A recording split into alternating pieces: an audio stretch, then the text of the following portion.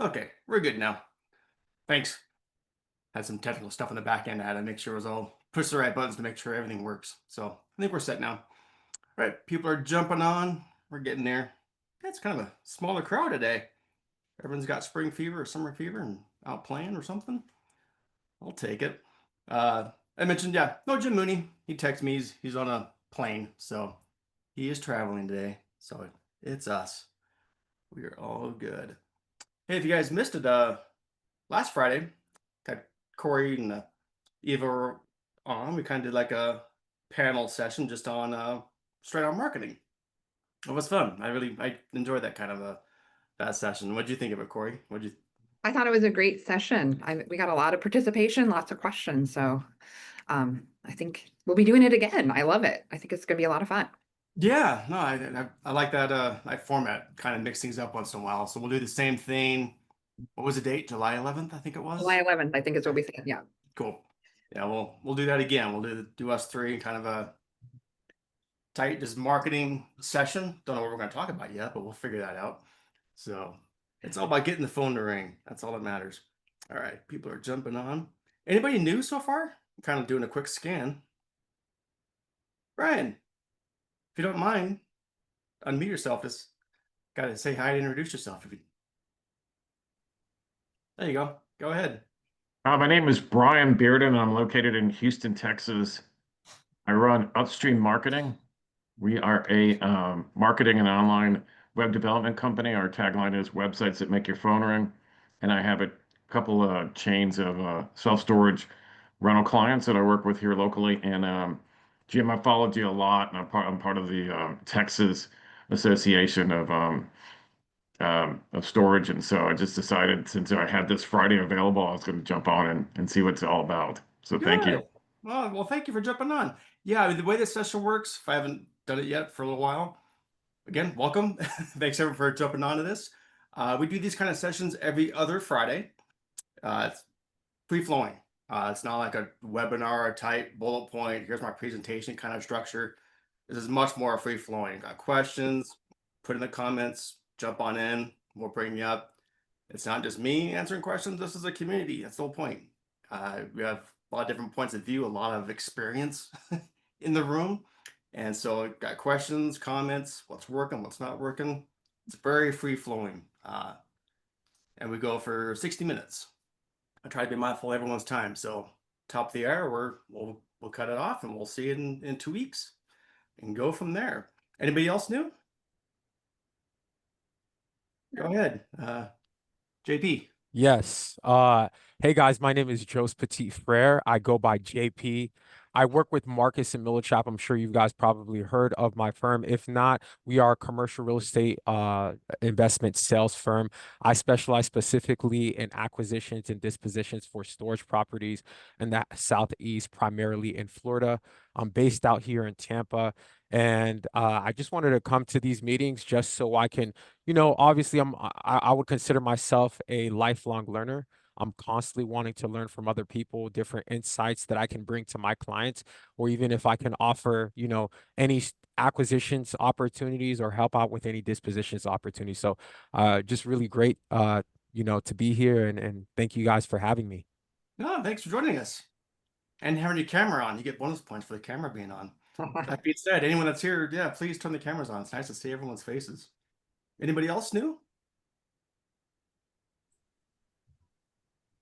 You know what? Okay, we're good. Go from there. I want to. Oh, Matt, I missed you. Matt Queen, go ahead. Oh, so I went to last Friday's session. So I guess I'm not completely new. I might have gone to one other like a couple months ago, but anyway, we've just been really focusing more on self storage facilities. I've got a couple of them throughout Missouri and Illinois, and just kind of growing those and looking to get tips and learn from others on how to do this in the best way possible, least amount of stress, all that good stuff. There's always stress. Well, you'll be my focus group real quick. What'd you think of last week? I thought it was great. I have a marketing agency that I'm changing my focus from. So yeah, and even with my marketing background, I thought it was really insightful and good stuff. I'd love to have some of those deeper dive sessions that they talked about on some of those focused areas. I think that would be great. Yeah, I think that's kind of exactly the plan. A lot of times these kind of conversations, I mean, we can get deep certain places, but a lot of times it just we kind of skim the surface sometimes, and I'm always taking notes. So something I think of like deserves more of a deep dive. I think those kind of sessions that would be kind of give us the latitude to be able to kind of really dive deep in some of those marketing, any kind of things when it comes to marketing and sales, all that kind of stuff. We can dedicate an hour and go to deep dive on those kind of things. So that's what we'll do. And I'll make sure during the course of this, I'll put, I always get asked, is there recordings and things like that? I'm about 2 weeks out from being fancy and actually have a good website for this. But for now, I'll just give you the YouTube playlist. Go there. There's all the recordings for you. Okay. So we'll go from there. Gotta get the part of this is kind of show and tell. I want to show this off real quick. You know me and AI and things like that. So that was like a week ago, like Google VO3 came out. So I was putting some things out there for the marketing meetup, but I wanted to have something practical as well. And you hear people talk about in storage. You go to some of the shows and there's some webinars and things like that about got to tell a story in your marketing. This is storage. I always struggled with that. Like, what the crap am I supposed to say? How can I tell a story? Like, here's our logo. We got open space here, come rent here. I always kind of struggled with that and how to actually tell stories and get that out there. When the VO3 came out, it's not just video. Now it has audio labeled, on top of that. So I'm like, oh, I want to play with this. So it's only 50 seconds long, but what I did was kind of get some inspiration from what people have done for testimonials for locations and overall just general benefits and features of storage facility. Put that together in kind of a generic type video. Like for my sites, I'll put the logo and contact information at the end of it, but figure I'd just play it for you real quick. It's kind of fun. Let me find it.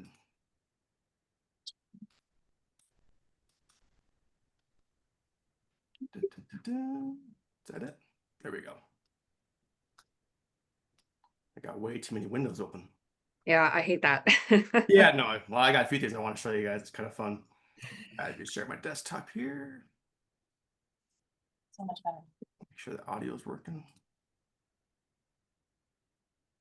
Everyone see that? First off, I rented online and moved in the. can you hear that? Yeah, we could hear you. All right, cool. Here, I'll play this. I rented online and moved in the same day. Super easy. We all use this place. Highly recommend it. Moving in and out for school was so easy. Super affordable too. You can't really Our hear belongings it. are safe here. It's clean, secure, and well lit. Can you not hear that? I hear it loud and clear. I hear it as well. I can hear I it. hear it too. All right, that's heard someone Yeah, say. everybody's saying the same thing. Here it is. This facility has controlled gate access and security cameras. I know my stuff's safe here. I called around, and this place definitely had the best rates. I still I was can't hear able to shit. rent my unit online in minutes. I can just pull right up to my unit, super convenient and quick. I love that they have temperature-controlled units. It's perfect for the stuff I care about. They've got a variety of unit sizes for whatever you need. I run a small business. This storage unit keeps my gear safe, my jobs organized, and my mornings simple.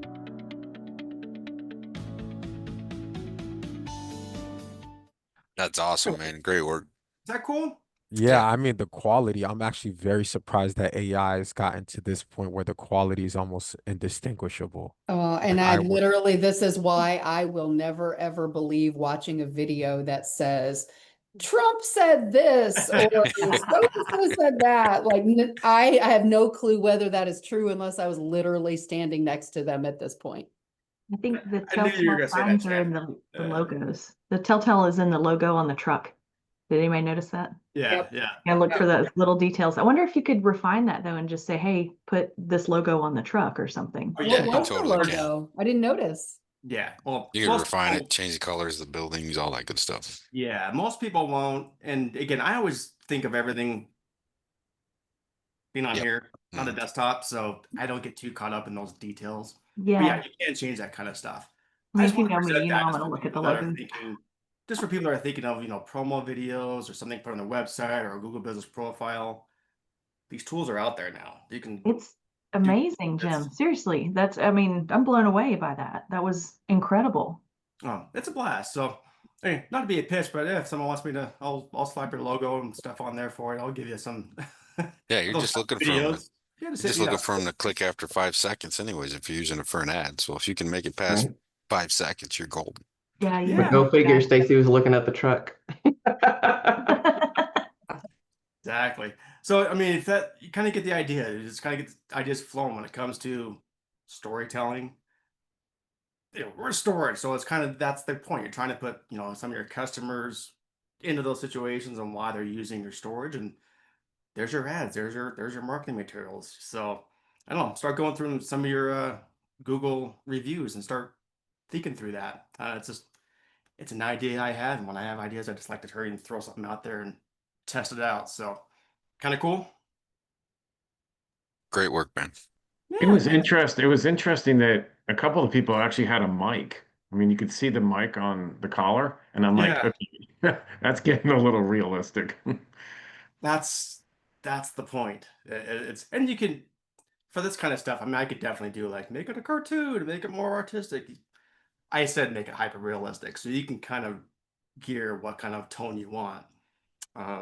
And that just goes back to the marketing thing. You can do these kind of things, but then do it in 10 different styles. Now you have 10 different ways of promoting and putting things on Google business profiles. And I don't know. Have you seen the one? Have you seen the one with Bigfoot? Oh, There's like a- the Bigfoot vlogs? Yeah, the Bigfoot Yeah. vlogs. Yeah, Yep. we could play with that with storage all day long. That'd be awesome. Again, but it's you kind of have to have the kind of just a weird mind to kind of go down that road first. But then once you have an idea, you can make this stuff reality in 2 seconds. That's the crazy part. So anyway, anyone want to have ideas, message me, whatever, want to probably play around, make a video, yeah, let me know, because it gives me an excuse to sit down and play. Let me ask a question real fast, Jim. Please. You're using that through Google's Gemini VO2 or VO3? Three has audio. 2 is just the video. I want to ask just for clarity, is that I know there's different there's like Pro and then there's like an Ultra. Which one is it that you can actually get VO3? I'm on the Ultra. I couldn't tell you. Okay. Plans. I don't know. I was just asking because I know there's a cost to that. I was curious if you knew what it was. There's a cost. Like don't tell my wife what the budget is, but I have like an AI budget. I just kind of whatever there. I have like 8 different ones for different places just to have an excuse to play. But it's not, for example, for that Google VO3, it is not to get too technical, but $150 for the first 3 months. For 150, I think it gives you about 120 8-second videos you can make, something like that. So it's not the cheapest, but if you prompt it correctly, the output's pretty amazing. It's cool. So I wanted to showcase that. Before I jump into anything else, I don't want to jump over anyone's questions or comments. Anybody else have something else they want to make sure they jump in here? And the crowd goes silent. I would love to hear from anybody who just went to the Illinois conference on how that went and any new things that were out there that we should know about. I went. It was awesome. If you haven't been, it's continuing to grow, which is exciting. I love seeing the SSA events. The state shows just continue to get bigger. That means everybody's showing up and wanting to get information from a good source. If you haven't been to the ILSSA show, typically in the past, they have all of the speakers in one room and all of the vendors on the outside of the room. but it's grown so much that it was actually on 2 floors. So that was really cool. I didn't see anything new that stood out to me. Time was kind of quick and short, but there were a lot of really good people there, made some good connections. The show was smooth. Love Chicago. I highly recommend, if you live in the area, to go visit that show next year for sure. Any certain topics or anything that come out that kind of stands out from the rest, or I don't know, sometimes it all blends together after a while to me. Yeah, I mean, it was the typical show with the state of the industry and all the things. Yeah. Well, that's good. Yeah, because the state shows, they will dedicate time to kind of go more state specific on kind of the vibe, what's going on there, and legislations and that kind of stuff, right? Yes. Always a good time to connect. Perfect. Hey, while I'm thinking about it, I'll put it here in chat. Anyway, so I didn't forget. There's the playlist, basically. That's just for all the past meetups. If you want to go over that one we did last Friday, that was just on the marketing focus. There you go. I want to show you guys this every once in a while, and this actually from Eddie. Eddie brought this up to my attention a couple of days ago when we were talking. Eddie's my manager up in Lafayette, Colorado. If you ever want to get scared once in a while, just go on YouTube and just type in self-storage break-in. Just YouTube some of those videos and like, oh my gosh, you'll get freaked out. If I was Storage Defender, like, does everyone know Storage Defender? What they do in that? If I was like the marketing team for Storage Defender, this is all I would do, is just play these videos nonstop. I want to show you this. It's a news story. Find it again.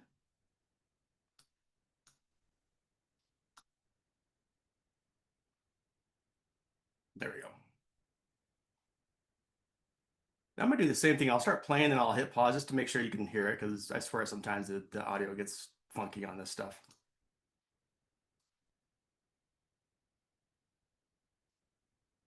Anyway, this was what, 3 days ago? There's no extra space people here, right? We can call them out. Oh my God. Shaky cell phone video shows how unstable. Can you hear that? Yep. Cool. There's so much stuff. A sense of security can be. In January, Abby Heitner lost more than all of her worldly possessions. Yeah, I've lost a little bit of my sanity too. She laughs so she doesn't cry, as she talks about the thieves that broke into her extra space storage unit while she was out of the country. She didn't find out until days later when she landed back home. Hi, Abby. This is George over at Extra Space. I have an urgent message for you. Little did she know, the exact moment George was leaving that message, burglars were back in her unit for round 2. 3 weeks is all I needed it to be safe for, and it was safe for 4 days. Abby was relocating from California to Colorado, so everything she owned was inside Unit 22302. But it's a different number. Oh yeah, of course. That sits with her. They returned the following Sunday on January 12th for the 3rd time, and this time they moved out the remaining furniture that was left in my unit. 3 break-ins in 3 days, taking about what Abby believes is $80,000 in valuables, leading to 0 arrests. So George, how do we get this footage to the police? That's Abby's fiance talking to an Extra Space employee, admitting to being there as the thieves were stealing her stuff. Because obviously we don't know that these guys are breaking in or anything. He said, you know, it has been a while since we've had a break-in like this. And when I asked, what does a while mean to you? He said, it's been 2 months, which is just mind-blowing. It's also not true.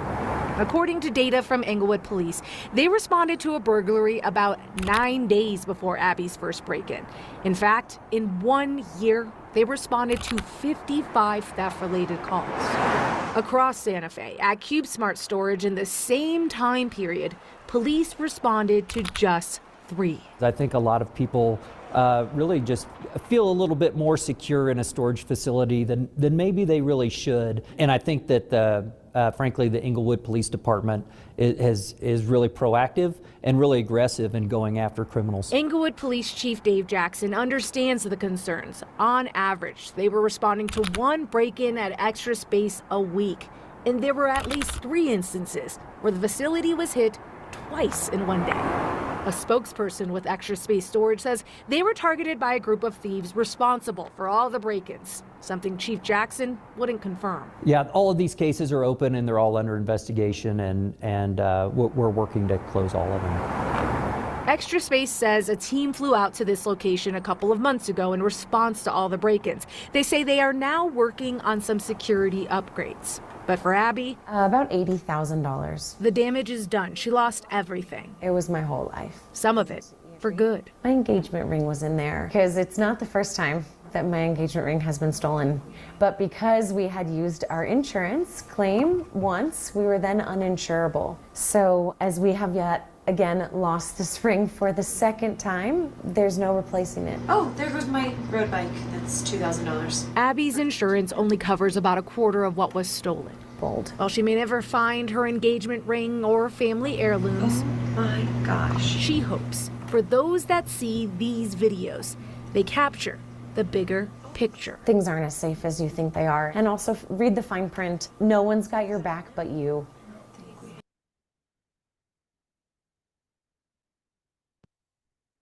Not heartbreaking. That's crazy. That, you know, I'm glad that you shared that with everyone, because sometimes we forget when we don't have issues, what kind of bubble we're in. And part of our gig is to be very vigilant and keep that security in mind. Where I used to work was just up the road from there. And within a 12-month period, I had 80 break-ins. You know, 2 big times, one with 30, one with 25, and then a whole bunch little along the lines. And that was in one of the best parts of Denver. So you can never be on it enough. When if you're getting that many, that's a crime ring going on. That's not just no, that's not random. That's a ring going down. That's being targeted. That's people watching. And each of those big hits was actually 2 separate groups of people. But yeah, they watch, they look, and they know the security measures of each place and how you do it. So you know, why the discrepancy? Why does that Extra Space have so many break-ins and the guy across the street does not? You know, why? You know, there's reasons for that, and we just have to stay on it. And I'm just glad you shared that with everyone. Yeah. In Lafayette, I feel like I'm in a little bubble, so it's the exact opposite. You're in Happy Valley. People making cookies when they're late. Like that doesn't. Yeah, it's different there. But no, it just kind of brings up. I mean, anyone that's storage industry, we've all been there. We've all had break-ins. You can't. It's part of the deal. I get it, but what could be done to help? You know, lessen the amount of break-ins that you have. So that's my worst nightmare, is being on the news, especially something like that with graphics and like, holy crap. Oh yeah, right. That was nuts. Because I can't help but notice they gave Extra Space 0 time on that to actually respond to what they were doing, how they were helping, the protection plans that they offer, so she wouldn't be worrying about this with her own insurance company. Of course, I mean, she really did have $80,000 worth of goods in there, you know, kind of on her own there. But I mean, it is 100% victim oriented at that point, as opposed to anything that a client could have done to have helped with that. Crazy. It didn't state whether they reached out to Extra Space or not. They may have denied commenting on it. I've seen that happen before. Typically they would say that we reached out for comment and they denied it, because that's, you know, their favorite thing to say. So the fact that they didn't even mention it, it's just, that's the media. It could have been that news story. It could have just been that news story because I went down the rabbit hole for about 30 minutes after I watched that video, just being like, storage break-ins, you know, on YouTube. Holy crap. It is boom, a boom, a boom. There was this video. Well, they did mention that she recovered a quarter of it. So if she got $200,000 back, she had some good coverage. That's not typical. Most people don't get that much coverage to actually cover the amount in case something does happen. Yeah.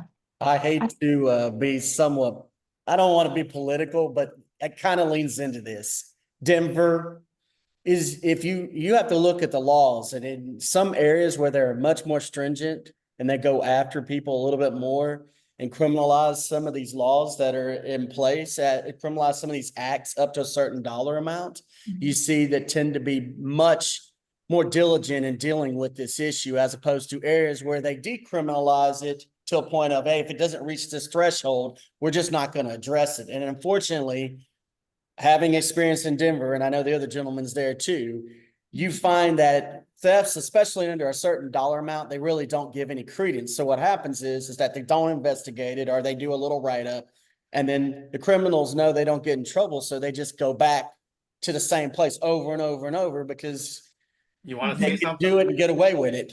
Yeah. Yes, sir. I'm going to say yes, sir, and thank you for saying that. I'm going to leave it at that.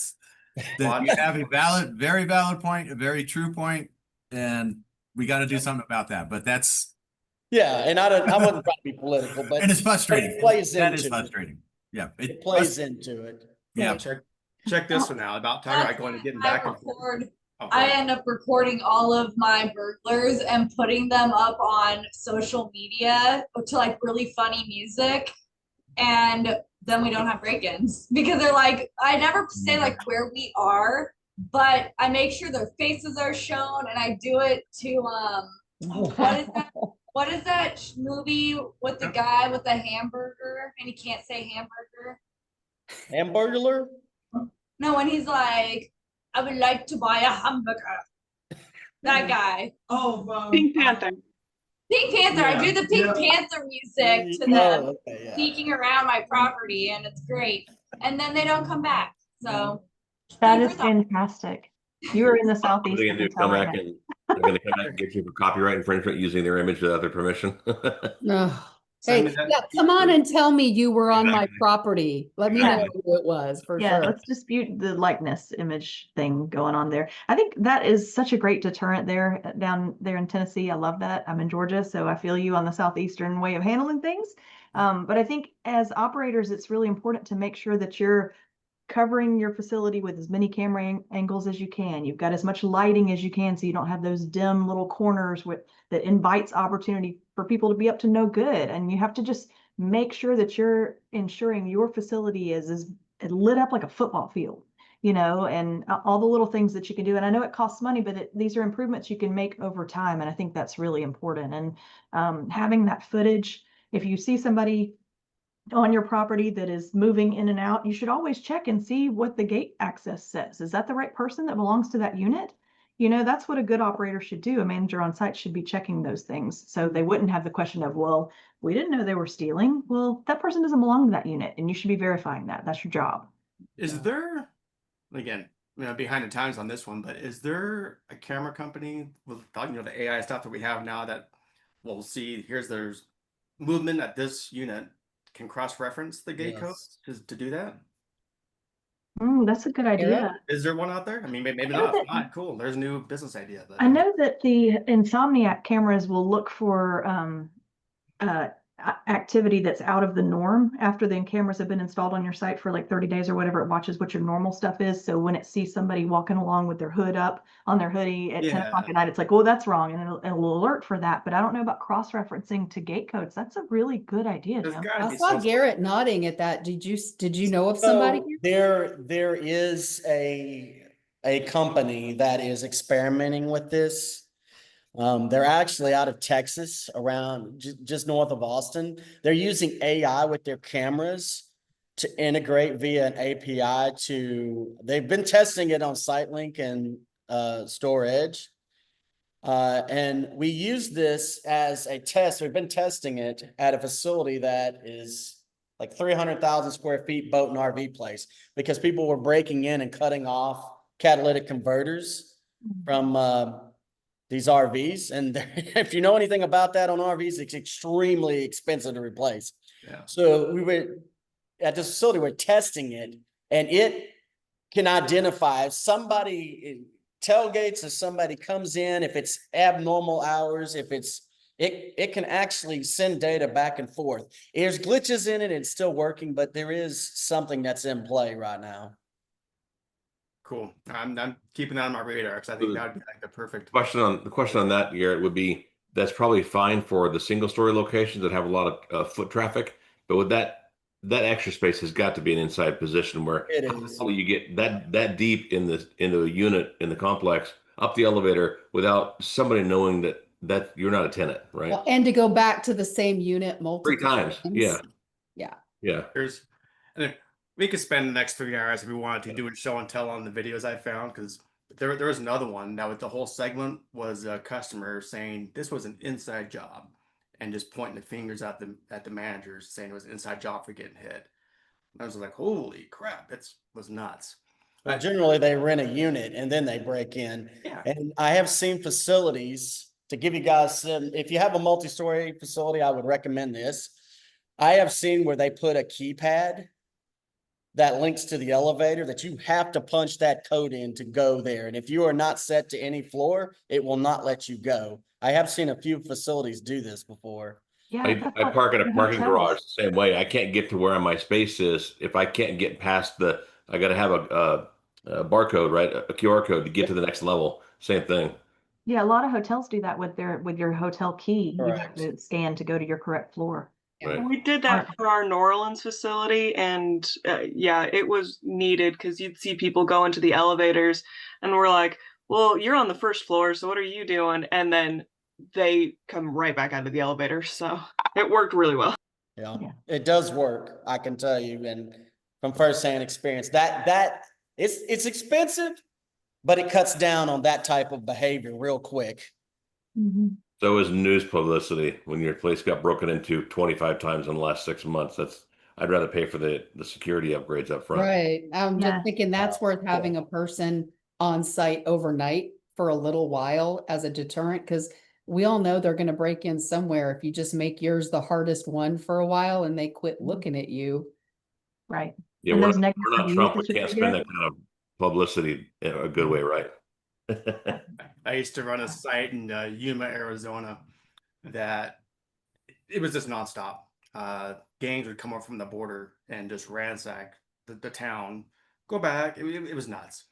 And this manager kind of took it upon himself. There was no shots fired. I'll preface it with that. There's no shots fired. I love when that's part of the story. But he would go on his balcony with his shotgun and just go.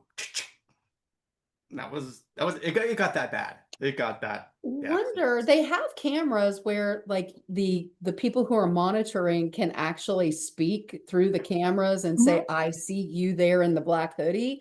I wonder if they could just record that noise. Like it's a very distinct noise. And if people would just scatter when they hear. I'm sure they could. Jim Mooney at his Freedom sites, he's installed cameras that it's motion censored with lighting. The lights come on and there's a recording that says, "Smile, you're on camera."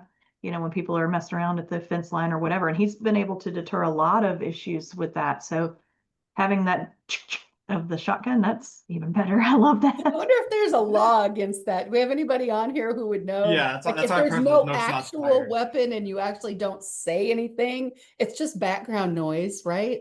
Yeah, it's You just see that sound effects. commercial where they're talking about Jesus is watching you and Jesus is the Rottweiler? Oh, yeah. Now I'm just thinking, Watching it. and again, if I'm hijacking this whole thing about just security, let me know and make your comments in there and I'll bring you up. But we're just kind of rolling here on the security stuff. What about, again, when I'm just trying to think of how to prevent this kind of stuff, going back to what you just mentioned of having the recording that comes out, why not just have it be a generic one of every I don't know, so often when it has the motion and then the camera, goes off, the little recording will just say, these premises are being monitored and recorded, just something generic like that. I think that's enough to make people be like, Yeah, I think that's what Mooney does with his. that's what I mean. Yeah. Yeah. Okay. Jim, I think it brings up a couple of interesting points. The first point is, number one, why is it so critical to continue to do walkthroughs even during the day? To just walk through the property, to ascertain, who's there, what's going on. Walking through your property multiple times a day and doing a lock check, especially in a multi-story building, is a very advantageous thing. The other thing that brings it up, and it is hard when you have a lot of tenants, is to really make it a point to get to know as many of your tenants as you can. Because you'll know real quick if somebody's in an area and you know some of the tenants that are in that space, you're going to go, who's that? Let me go take a walk over there. So I think it brings up a critical point of you should be doing multiple lock checks throughout the day. And then also really trying to get to know your tenants as much as possible and create some level of relationship, or at least have a visual idea of who's there. If somebody is at a unit and they're not the account holder and I can see their ID, well, clearly I'm going to instruct a manager or even myself. I'm going to walk by to see who it is, or just stop by and be like, hey, how you doing? What's going on? And see what they say. So I think these things are also important too. We have to be proactive on our end to try to deter that, because if somebody's walking through that building and just talking to people, at some point people are going to get nervous. They usually do, or they say the wrong thing, or they slip up if they're doing something they're not supposed to be doing. So much we can do. I gotta humor you for 2 more minutes on this one, because you brought it up about a place getting hit over and over. This was one of the videos I saw when I was going down my rabbit hole. Just check this out. It'll make you sick, because that's exactly what happened. This place got hit over and over, but they never did anything about it. And there's no cleanup. There's no nothing. Here, I'll show you. Wow.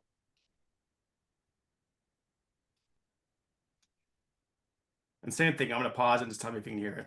When people rent storage units, they expect their personal Good. Hear it? Okay. belongings to be secure, but that's been far from the case for the customers of these Squarespace storage units. Some still unaware and still being charged. It's horrible. They don't care. They're not calling people. They're not letting people know. If they're not seeing Facebook posts, these people have no idea. Dozens of renters showing up to their storage units only to find their items have been stolen, displaced, or destroyed. The most disturbing part is that you can tell that the people who did this had all the time in the world to just pull in, rummage through, find what they want, and then enough time to take it all out without being detected. A chilling fate for the Chandler brothers when they realized the baseline unit they've used over 15 years for their family business was ransacked. Total lack of trust. Like you trusted in these people and they just, didn't do anything that resembles, what they're supposed to be doing. It's sad. Obviously with us, the things that we have are replaceable, but there's things that people have here that definitely aren't. And Rayvetta Harmon, whose Doyle Springs unit was hit, losing beloved items she collected and belongings of loved ones who have passed away. We can't get the memories back, but hopefully somehow we'll get justice. Saying this wasn't an issue before Squarespace took over a few years ago. Customers aren't notified when a break-in happens, and when they call, like us, to speak with an agent, they either receive no answer or are directed straight to insurance, and no one in person to speak face-to-face about the matter. I just pray for everybody that's going through anything, because I know how it made me feel. And it's not just Central Arkansas, with Pine Bluff's location looking the same. Dustin Klein, owner of Plummerville Storage, gave advice on how to make sure you're not caught in the same situation. I think some important questions are, what are gate access hours? What kind of video monitoring do you guys have? What's the lighting situation? Getting the security and service that you pay for. There's an obligation to communicate with people, tell them when things are happening. If they had cameras set up that they were monitoring, surely they would have noticed something. And if they were interested in doing something about it, they could have done something about it. It's not the price that matters. It's stuff that people wanted to hold on to. Now, renters told us that the gates were previously locked, but the locations we visited today were not secured and the gates were wide open. On your side, I'm Kayla Christian. Anybody want to take a minute to go throw up? I can't believe that somebody else didn't notice all the noise going on. I mean, they had to be there for hours to do that much damage. Yeah, there's a lot to There's unpack. housing right there next to it. It At least sounded to me like they were saying they came back multiple times. Ongoing. And it was a little bit at a time that this was happening. And I nailed that 10 seconds into that video. I was like, oh, it's an unmanned facility. Would you look at that? Yeah. I wonder if the cameras even worked, if the keypad was actually operable. I mean, I it's don't think they terrible. really cared. Did So much somebody notice something that was very interesting in one of the units? I'm just curious. Anybody saw Yeah, something the panel was missing, so they went into the unit on the inside. Exactly right. So what that tells Made me noise. is they probably rented a unit and then cut through the panels coming across on some of those till they were able to either break in the doors externally or come through the sides. Get a screw gun, you're going to take it off in 20 minutes or less. I mean, the whole Yep. panel. Yeah. That was another, again, I'll spare the videos again, but that was another video that I saw on news from like 2 months ago.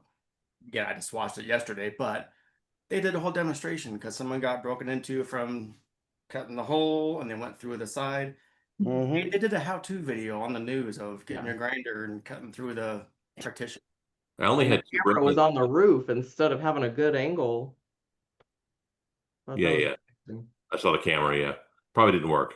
I only had two break-ins in 5 years, and it came from we were on a treed lot next to us in the back corner. They broke in through the fence, cut a hole in the fence, and then they broke into my kiosk once. But luckily it was empty. So they did damage to a motorhome in the back corner that I couldn't get, no matter what, I couldn't get covered because it was on the fence side next to the trees.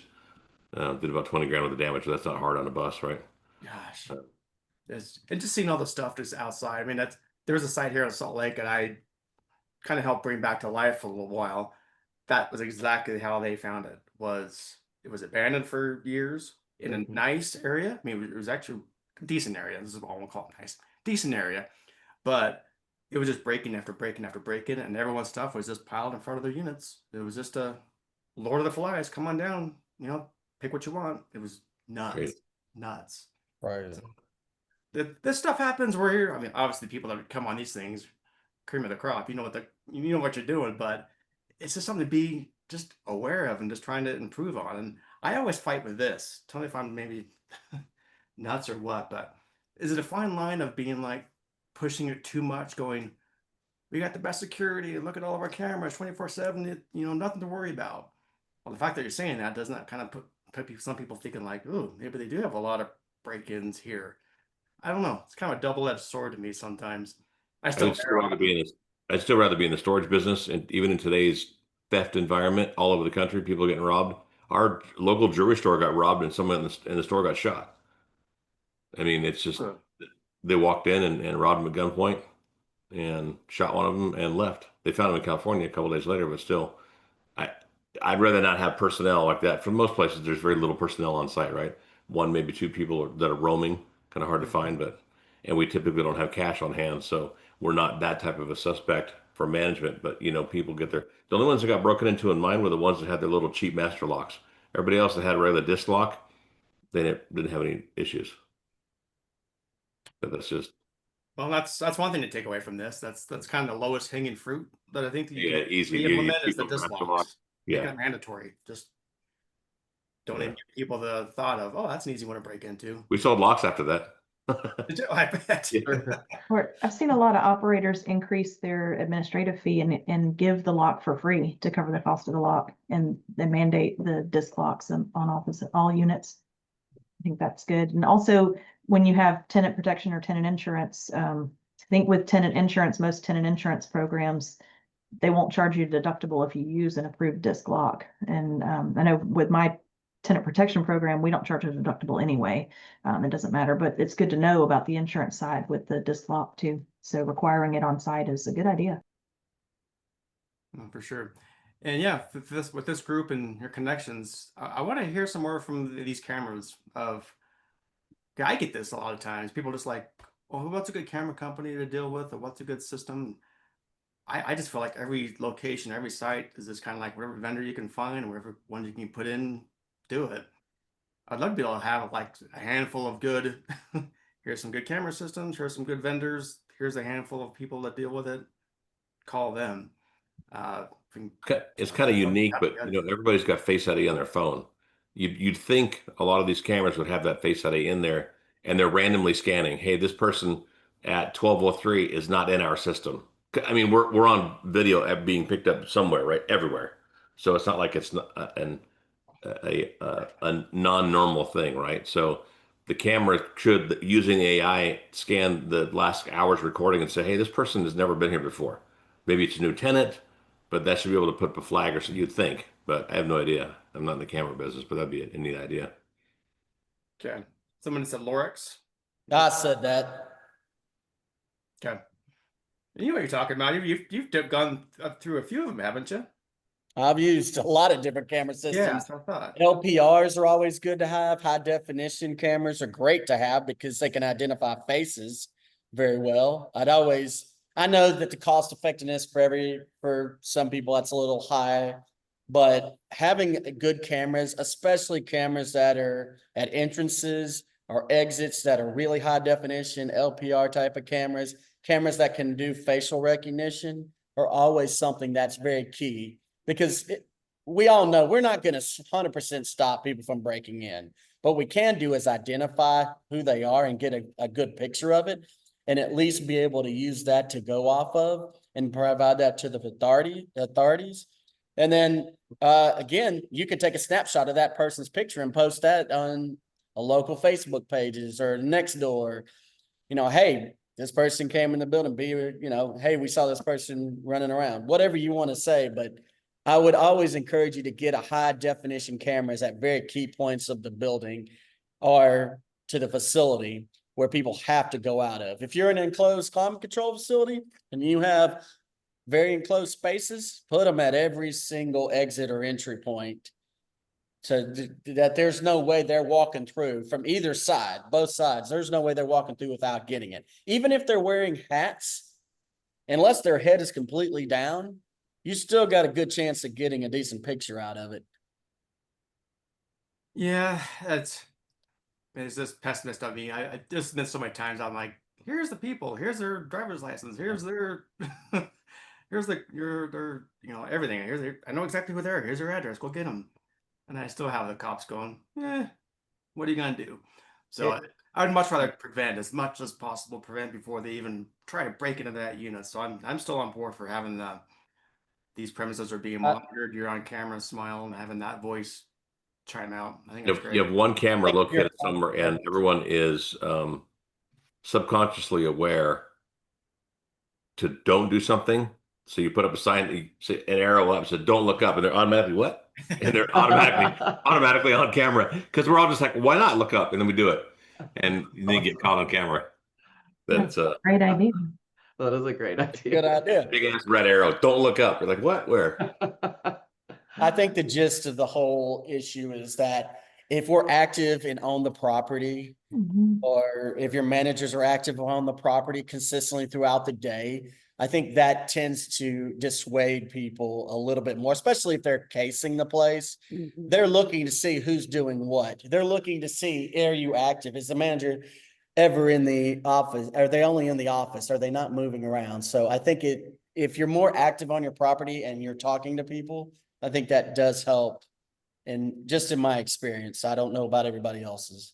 I've talked to remote operators too, who they've employed an active person who's watching every single camera at the properties. Like that's their whole job. And they have people on shift 24/7, just watching cameras, 3 shifts a day, and so that they can, call the property or speak to the property or alert the authorities to go visit the property or whatever, if they see anything.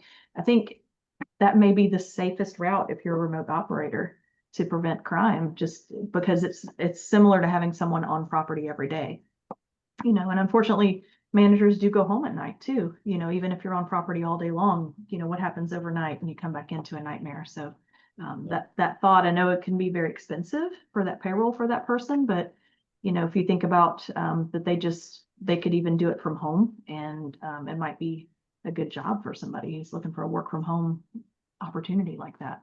I don't know. That might be a good one for like a virtual assistant, Garrett, like you were talking about, or maybe that was somebody else. Garrett, you were using a VA for something, weren't you? We have used a VA before, yes. And then somebody else also mentioned that too. It wasn't just me. In fact, I think they brought it up first. I just want the AI robot dog. You've seen those. The security dog walking around. I'll go for that. Crazy. Yeah. Again, this is, I don't know why, I have no idea how this even started down this route. So thanks for humoring me for watching this on the security stuff. Again, no idea how this was going to go. So hear me one more time. This will piss you off. The pet lovers out there. Every once in a while, I'll take over a site for a couple days and have all the calls routed to me. Just, I don't know, being the storage nerd, keeping fresh. I like to see what's going on at that location, especially newer locations. You know, I want to make sure every call counts, all that kind of stuff. And I got a call a couple days ago, and this lady's like, I'm hearing a meow coming out of unit 108. You might want to check that out. I'm like, holy crap. So I called our boots on the ground guy. Had him open up the unit. There it is. Cat's in the unit.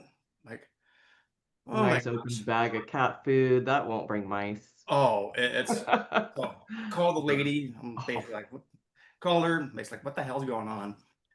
Oh, I was told I could leave it there. I'm like, I don't answer the phone. No one told you that. Okay, we're calling the cops. And, oh no, I'll get it, but I really don't see what the issue is. I left cat food in there for it, and the litter box. It was taken care of. I'm like, do you not see the issue here? Like, it was just oblivious, and I haven't had that for a while. But oh my gosh, I was. That's why your lease term should say no living thing. Not just you can't live in it, but no living thing. We call it only dead storage. But you It was going to be want to dead in a know minute. Yeah. well, you want to know what That's not the good issue either. is when they decide it's winter time and that their cat might get cold, and so they put a space heater in there, and then lo and behold, a fire breaks out and takes out a building. Mhm. Worse. Oh my goodness. And no habitable occupancy, it means not just humans, but No any pets or living creature. people. I mean, Yeah. it can be anything. I found a 50-gallon aquarium one time with I don't know, probably 6 or 8 foot long snake in it that Yes. had completely dried out because they just left it, and it was an outside unit and went to auction. And I mean, I don't like snakes at all, like, no, but I felt so bad for that creature because who deserves to die that way? That's just awful. And, that's not the way to do things. Yeah, we had someone house a snake, and the only way we found out was it got loose. So that was super fun because then animal control came and got the snake, and then the tenant was pissed off at us. You stole my snake. And it's like, well, you're not supposed to have it here. What are you doing? Well, it's fine. I'm like, no, it's not. It escaped. The poor snake that I found dried out and dead, they had put cinder blocks on top of like the screening on top of like there was no way this poor snake could have even helped itself. It was just left there to die. It's awful. So even though yours got out and wreaked havoc, at least it lived. That was crazy. One more thing, a couple more minutes. And again, 5 minutes left, so now's your chance to say anything. But I moved all my sites to Cubby, so I'm a little out of I was actually just about to ask about Cubby. Tell me, is this something new, or am I just out of the loop? I noticed this the other day on the Storable website. Can you see it? They have their chatbot now. Oh, when did that come out? I didn't realize that. I just saw, from Storable, they have their chatbot. How long has that been around? Anyone know? Is it actually a storable one, or are they using, oh no, it says powered by storable. Powered by Storable. Interesting. Yeah. Yeah, I just saw that this week, Jim. I ran across that myself. I'm like, when did that happen? No, yeah, just that, and also with I noticed I don't know, pick on these guys. We know people. We could probably ask. Yeah, no, I'm really curious. And I noticed I'll that see if I can find out. I noticed on their rental thing now too, it's all embedded. So it's a lot more slicker interface. Hey, learning and growing. I love it. How are you liking Cubby? I really enjoy it. And yeah, Eddie's the manager. He can attest to it. I'd much rather talk about, from the manager point of view, actually using it all the time. But no, I've been very happy as an operator. Owners have been liking it. Managers have seemed to like it. The transfer over, it was great. It's one of those things where I sat down with them oh my gosh, 3 years ago, maybe 4 now, when they very first started. Because they wanted me to kind of beta test it and just kind of go over it. And I looked at it, I'm like, oh, cool guys, but you're way off. I mean, you got a long time to catch up. And they mapped out their timeline of what they wanted to hit. And man, they were ahead of the game, and everything they said they were going to do, they did. And it keeps innovating. So, and just me, I kind of want to get out from storables thumb. that's just kind of where I was at. So no, I've been very happy with it. I've got 2 clients that are onboarding right now with Cubby. And the onboarding experience is amazing. They really just kind of walk you through everything. They make it as easy as possible. I am very impressed with their onboarding experience, and the level of attention that they put into it has been phenomenal. With Cubby, since they don't directly integrate like with Sparefoot, have you found anything? Because a lot of our properties are new and they're lease up. So have you found anything that kind of works like Sparefoot? Sparefoot, you have to do the manual process. I'll find the link and I'll put it in there. They have a whole mathematical formula that you can still use Sparefoot if you're not on a storable product. There's kind of an extra fee that's kind of balanced into there when it comes to their average length of stay formula. I'll find that here. I'll put it in chat because I still haven't done it personally. I'm in the process of trying it out on a few sites with Sparefoot, because I'm always like, if I can get my pay-per-click in order, I'd much rather do that than Sparefoot. I get more bang for my buck. But there's still some places where, my gosh, if they're in 6 places on organic on the first page on Sparefoot, sometimes you still got to play the game. So I'll do that. May run out of time. Put your email in the chat. I'll send you or anybody else that wants it. Basically, I had them send me a link that breaks it down if you're not on a storable product, but you still want to use Sparefoot, kind of what that manual process looks like. Cool. Thank you. Yeah. Here to help. I hope you guys got some value out of this. Again, I never quite know where things are going to go, but I think we had some fun. We'll do this again 2 weeks. And those 2 weeks go by fast. And I think, like I said, on the 11th, we're going to do another just a marketing meetup with me, Eva and Corey going through things. So it'll be fun. All right. Thanks so much, guys. Thanks, Bye, guys. Jim. Great weekend. Bye. Thanks. Bye. Take care. See everybody. See ya.